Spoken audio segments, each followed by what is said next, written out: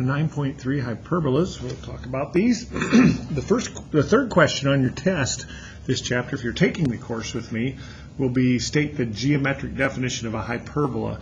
And you can come back and look through this, but I want to point out that outside of the whole absolute value thing, because we're subtracting distances, like distance from focus to the hyperbola minus distance focus, we just deal with the absolute value. Other than that, that difference is actually, let me get a focus issue here. Difference is actually the only difference between the definition of a hyperbola and an ellipse. Ellipse would say it's the sum of the distances from two distinct fixed points. Now we're subtracting those distances. So d2 minus d1 is constant on the hyperbola. Or in other words, if there was another point right here, this distance, d3, minus this distance, d4, we would know that d2 minus d1 is the same distance as d3 minus d4. For all points anywhere is the same distance as, let's go right down here, d5 minus d6. All of those distances are constant. So exactly the same definition as ellipse, other than what was a sum becomes a difference. And kind of cool, what was a sum for ellipses becomes a difference. Other similarities, as we look down here, the distance from the center to the vertex is still A. And the distance from the center to the focus is still C.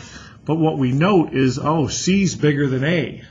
C is going to be the biggest out of A that we need, B we need, C, the distance to the focus, is going to be bigger than A and B, but A might not be bigger than B. C is the biggest, and that gives us ultimately, and we can talk about this in drawings, but for right now, that gives us this relation right here, this Pythagorean relationship, where for an ellipse, the distance to the vertex, A, was the longest. It was A squared equals B squared plus C squared. Now the distance to the focus, or to the foci, is the greatest distance. And B doesn't present itself on here, but it becomes a really big player. Hyperbolas want to mimic lines. They want to mimic lines. They get sucked into these asymptotes. And if we kept zooming out on a hyperbola, eventually it's just going to look like two lines crossing. It's just going to look like an X. If we zoomed out on this hyperbola right here, as it gets sucked in to those lines, eventually it just looks like this X. And we'll talk about how we build those asymptotes using A and B. But much of the mechanics we're in good shape about. Now, if they discuss the axis or the transverse axis, that is the line that passes through the foci and the vertices. Okay. Hyperbola has symmetry two ways, actually three rotationally, but it's symmetric over this line, but it's also symmetric here, but that is the transverse axis. Okay. Transverse axis is vertical, passes through the foci or passes through the vertices and the center as well. And then they're going to talk to you about these things, and it's like, oh, I guess I better know those, better memorize that. That's a bad thing to memorize when things just change a very little bit. It's easy to forget those based on horizontal, transverse axis, horizontal axis and vertical axis, excuse me. Based on those things, I don't think we want to memorize those, but you're going to see coming up with the equation of the asymptotes is really, really easy as we build the hyperbola. Okay, something to note. If the x squared is positive and the y squared is negative, the hyperbola opens in x directions, right and left. If the y is positive, the x is with the negative, then it opens up and down in y direction. That is different than parabolas. If a parabola, if we have an x squared parabola, you know, it's like an x dominant parabola, it opens up and down. But hyperbolas open in the direction of the positive, like the x squared or the y squared is positive, opens up, down. And again, reminder, A does not have to be bigger than B. C is the biggest of all. So let's take a look at what we have here. Worth looking at these a little bit, but for right now we're going to just focus in strictly on hyperbolas. We may end up talking about this, what they mean here, but let's take a look at these graphs. What I know about this graph, it's opening right and left. This is a positive, so x squared is the positive term here. This would be a negative y squared. I also notice it appears that hk appears to be 0. So I'm looking for a plain old x squared minus a plain old y squared. Here's a plain old x squared minus a plain old y squared. And I don't have another one of those. I have a plain old x squared minus a shifted y squared. So this is A. And this is an x squared. It opens in an x direction. But it looks like they're counting by 2's. It's down 2, maybe down 3. So it's a positive x squared and a minus y squared. And looks like, oh, I was right, shifted down 3. There's B. Number 8, plain old y squared. So it should be opening up and down, one of these two, but not shifted at all. D. And here we have a myvoy of 2. Looks like we're shifted up 2 to the center, counting by 2's. And we have a myvox of 2. Looks like we're shifted to the right 2. No question. We're in pretty good shape here. I'm going to try to focus this one more time here. It's not the sharpest, but neither am I. Here we go. All right, in exercise 11 through 20, find the standard form of the equation of the hyperbola with the given characteristics. So let's draw some pictures here. I have vertices. We're going to plot these in the right spot at plus or minus 3, 0. 1, 2, 3. Got a vertex here. 1, 2, 3. Got a vertex here. Means this thing looks something like that.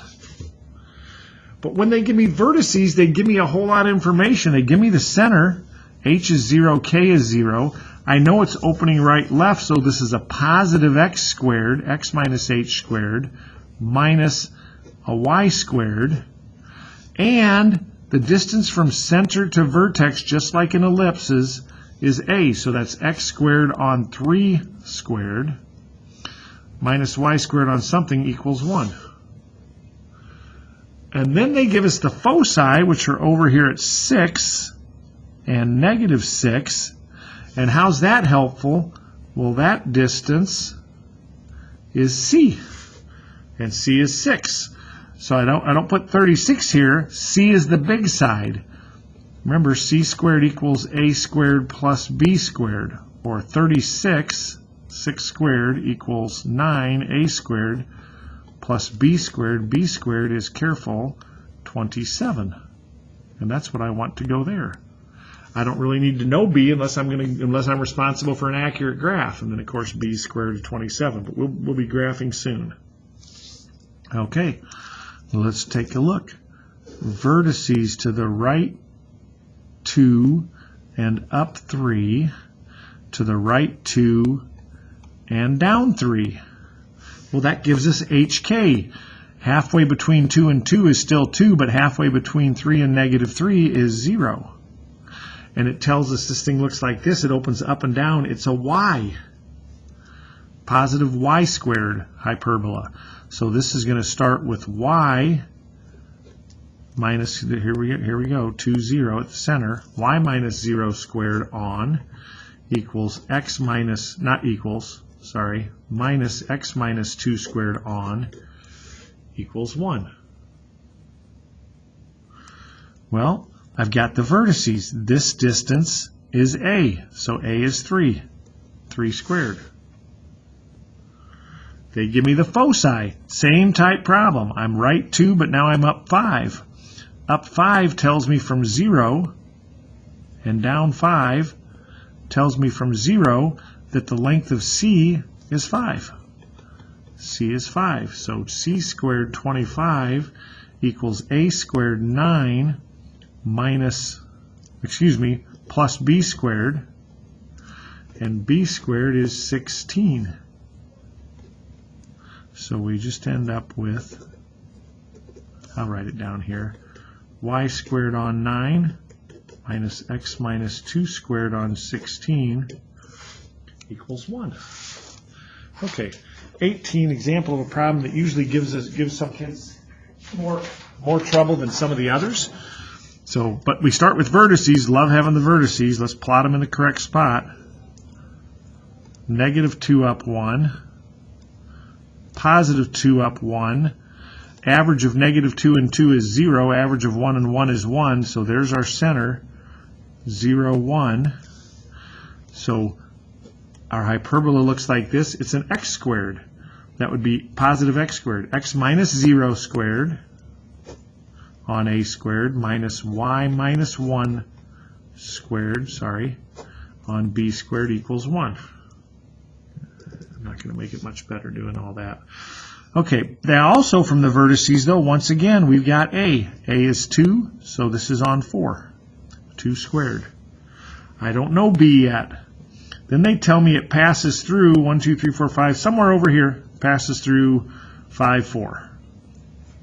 Okay, well, what else could I possibly do with 5, 4 but put them in for x and y?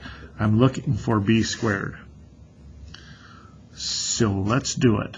5 in for x gives me 5 squared on 4 minus 4 in for y. 4 minus 1 squared on b squared equals 1. Or 25 on 4 minus 3 squared 9 on b squared equals 1. Well, if I'm going to solve this for b squared, I think I'm just going to get rid of fractions in the first step. You want to get common denominators, be my guest. I'm going to multiply both sides by 4b squared. When I distribute, I get 100. Excuse me, no I don't. The 4's cancel. I get 25b squared minus, when I distribute, the b squareds cancel. I get 36. When I distribute, nothing cancels. I get 4b squared. Subtract 4b squared on both sides, I get 21b squared. Add 36, and I end up with ... b squared equals 36 on 21, or 12 on 7. So my final equation, x squared on 4 minus y minus 1 squared on 12 sevenths equals 1, which has its place, but very likely back of the book might have x squared on 4 minus, instead of times divided by 12 on 7, times 7 twelfths, 7y minus 1 squared on 12. Okay, so a little bit of algebra. Okay, and now I think I'm gonna jump over to 42, then come back to the graphing ones. I've got some limited time. I might be able to get through all this in one shot. So I'm going to continue with what we were doing. Find the standard form of the equation. Now they're going to give us the asymptotes. Actually, I am going to graph one of these things first, because I'm going to show you setting up the asymptotes. Then this, I think, will make a little bit more sense to you. Okay, we're in standard form. I like that. I know A is 3. I know b is 1. I'm going to have to find the foci, so I need to find c. So c squared equals a squared 9 plus b squared 1 squared 1. C squared is 10. C is square root of 10. Our center, hk, our center, not c equals, but our center is 0, 0. So here's how we build this, just like we would build an ellipse.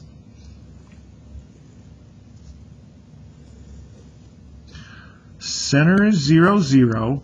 From there, underneath the x, I need to go 3 to the right. I'm going to put a dot, just like I was building an ellipse. I'm going to go 3 to the left. I put a dot, just like I was building an ellipse. Underneath the y, I go up 1, down 1. But rather than drawing the ellipse, I'm just going to do a very light dotted rectangle. And the asymptotes, which are 100% critical for the hyperbola, go through the corners of the box and the center. They look like this. probably best just to start right at the center and draw it both ways. So I can get an accurate picture of my hyperbola right now if I understand this is positive x squared. It opens right and left. So from this vertex, go to the asymptote and don't let it pull away from the asymptote. If this was truly a parabola here, it would keep curving away from the asymptote. But it doesn't. It gets sucked into the asymptote. This graph wants to look like a line eventually. And don't let it get pulled away. If anything, just run it right on the asymptotes would be better than letting it curve. Don't want to see it curve away. We're going to just go right along the asymptote. So there's what our graph looks like. What did we learn here? We've got our center. Our vertices are 3, 0 and negative 3, 0. You could do plus or minus 3, 0. Our foci get wrapped around. They're out here. Square root of 10 is just barely bigger than 3. So the foci are just a little bit bigger than 3. How did we get there? I started at 0. I went to the right square root of 10 and up 0. I went to the left square root of 10 and up 0. And now, what else do we have? We got center, we got vertices, we got foci. Now we need the equations of the asymptotes. All right, follow this. These pass through 0, 0. So in point slope form, that means I would have y minus 0 equals something times x minus 0. Now, the slope from this point to this point, take a look. I rise 1. I run 3. There's our slope right there. I rise 1, I run 3. Or I fall 1 and run 3. Our slope is plus or minus rise 1, run 3. So this is just y equals plus or minus 1/3 x. There's our asymptotes right there. Okay? I think I'll just continue. I think I'm looking good on time. And then we'll wrap up with 42 and 50. All right, only tough thing about this one is we have such tiny little movements, and our center is -4, -3, but just tiny little movements from there. I'm going to go up and down 1/3 and right and left 1/2. I wish it was closer to 0, 0, but my graph, everything's going to happen in a small space. It's left 4 and down 3.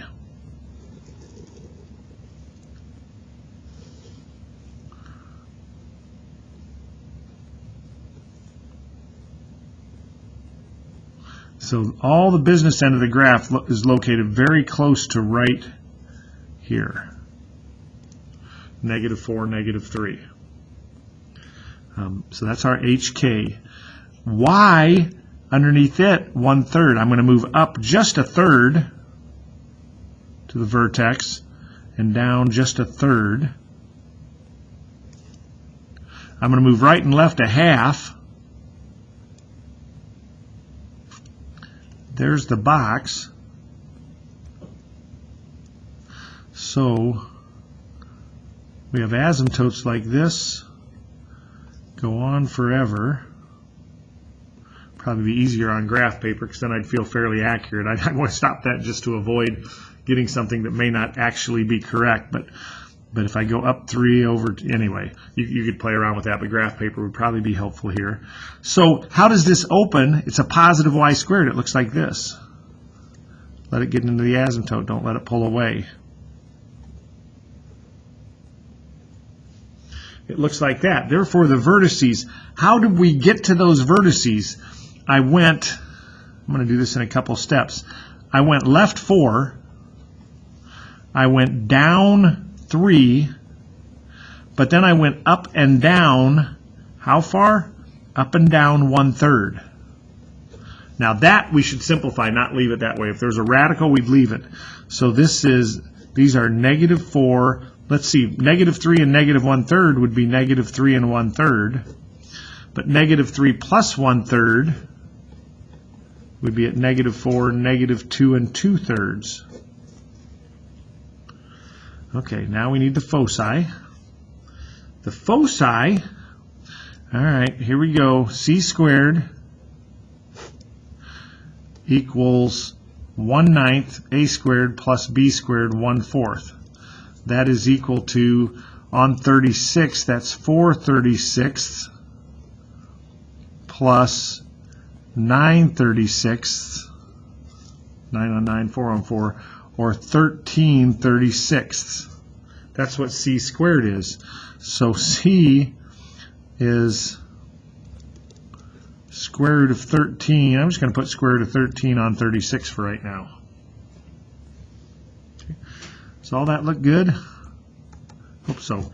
Okay, so how do we get to our foci? And yes, we could multiply this by square root of 36 on square root of 36. I'm going to leave it in this form right here. How do we get to the foci? We go to the left 4. We go down to our vertex, down 3. And then we go up, I don't know, 13 on 36 square root. Just to give me some idea, I'm going to grab calculator here. Clear.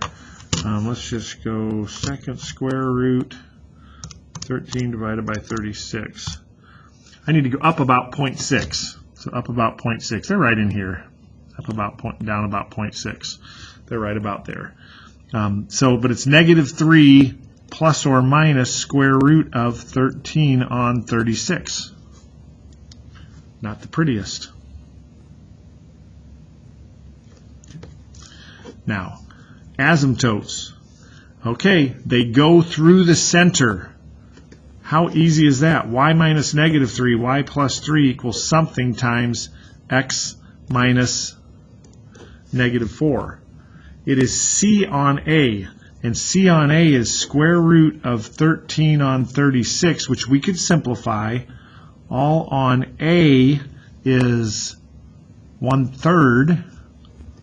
All on 1/3, or maybe we should call that y plus 3 equals divided by 1/3 times 3. 3 square root of 13 on 36 times x plus 4, but slope plus or minus. So kind of messy on that one. Hopefully we're following the process. And now here's the biggie right here, 38. Just like an ellipse, I'm going to group the y's, factor out a 3 because I have to. Leave a blank. Group the x's, factor out a -5, and I get x squared plus 12x. And add 192 to the other side. Let's see, try to emphasize here because people make this mistake. Did on the quiz today. Half of 2, 1, squared plus 1. Half of 12, 6, squared plus 36. But I did not add 1. I added 3 times 1. I did not add 36. I added -5 times 36. I could do it in my head, I think, but 180, 150, and 30. So I didn't add it. I actually subtracted that. So I added -5 times 36 or subtracted 5 times 36. So I need to balance that with subtracting 180. And I get 3 times y plus 1 squared minus 5 times x plus 6 squared equals 195 minus 180, 15, just 15. Now, when I divide both sides by 15, you may think it's because 3 and 5, but it has nothing to do with those. Don't care what those were. I have to get 1 over here to be in standard form. So I'm dividing this side by 15. I have to divide the whole other side by 15.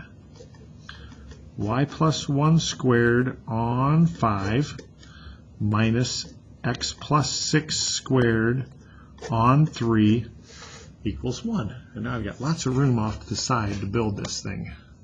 But what did I learn so far? I've learned that the center is at -1, -6. I've learned we move up and down square root of 5, right and left square root of 3. I know that this opens up. So let's see, this is left and down.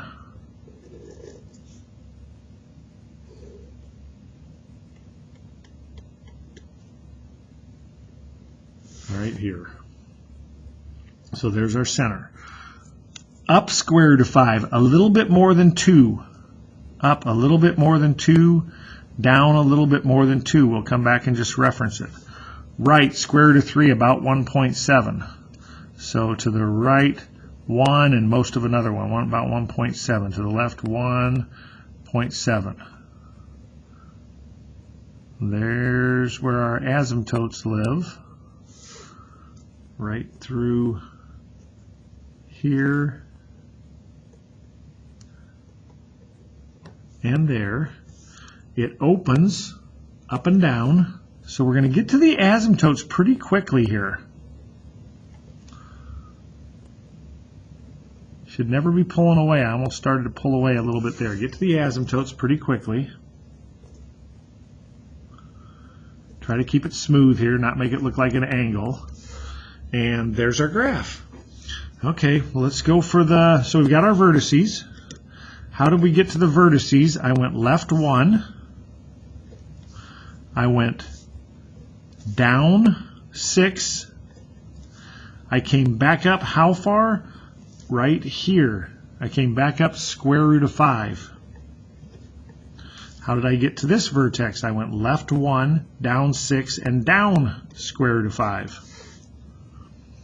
All right, foci, can't spell foci without c. C squared equals a squared 5 plus b squared 8. So c squared equals square root, or c, excuse me, equals square root of 13.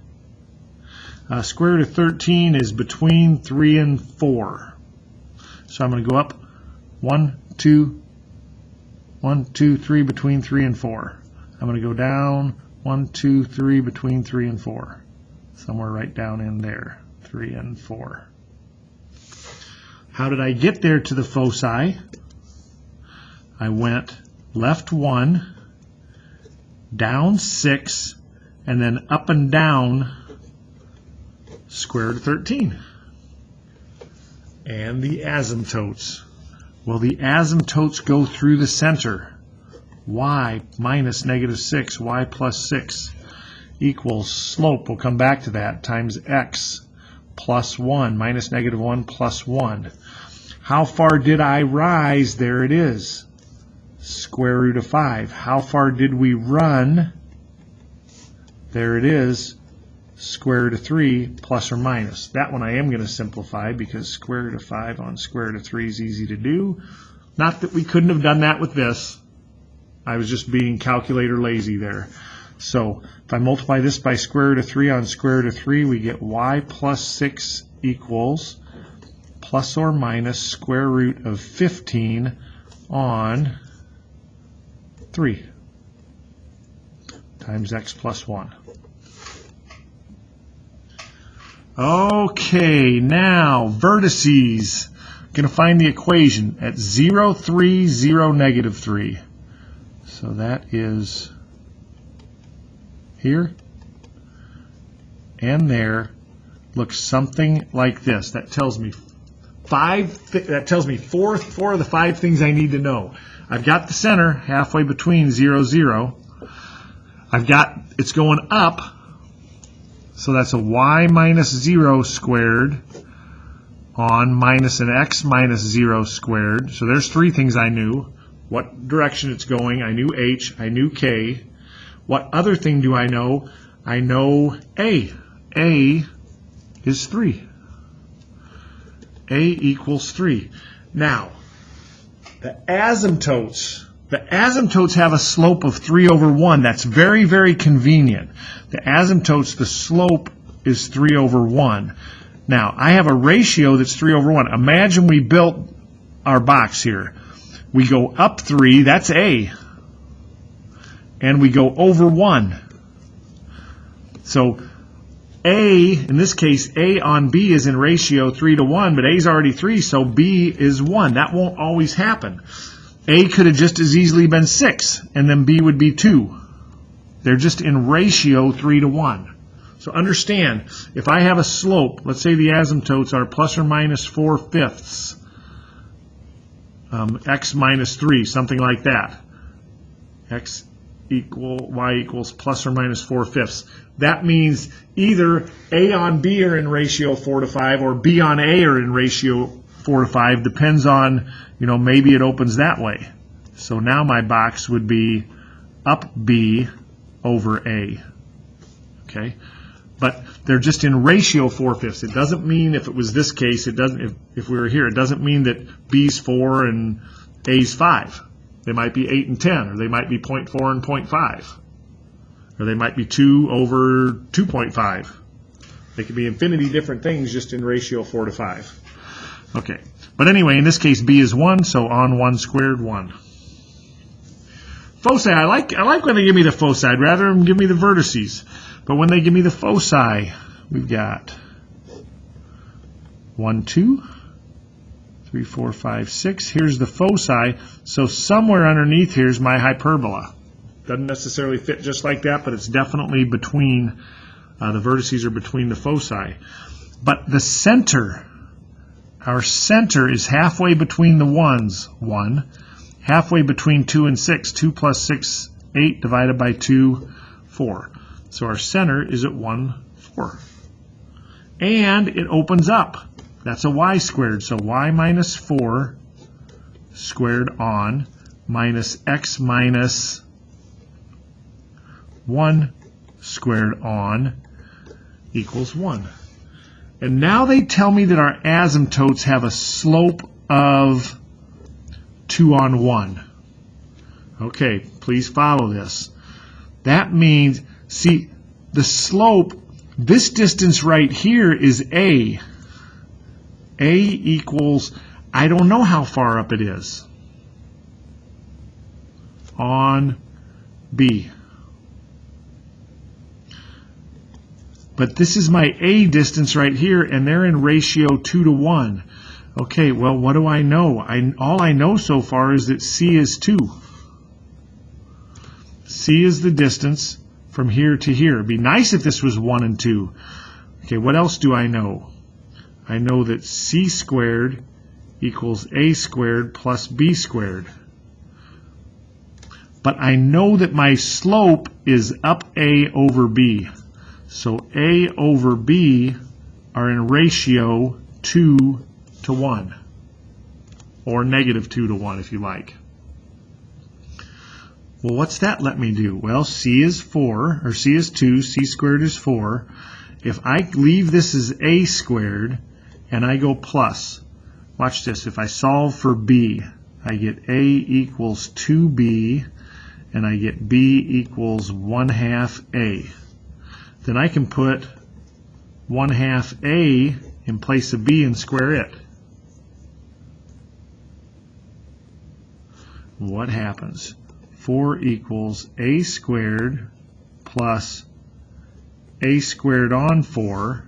I'm going to multiply both sides by 4. 16 equals 4A squared plus A squared. A squared, 4A squared, or excuse me, 5A squareds equals 16. A squared is 16 on 5. Yikes. A squared is 16 on 5. Is that bigger than... That is not bigger than C squared. I think we're in good shape there. I'm not crazy about it, but A squared is 16 on 5. And now I can find, I've got to use, see, that's back to that whole ratio thing, and now I've got to find B. Well, take a look. B is 1/2 times A squared, or excuse me, times A, and A would be 4 on square root of 5.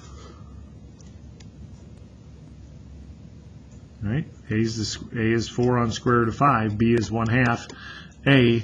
So I end up with 4 on 2 square root of 5, but I want B squared here.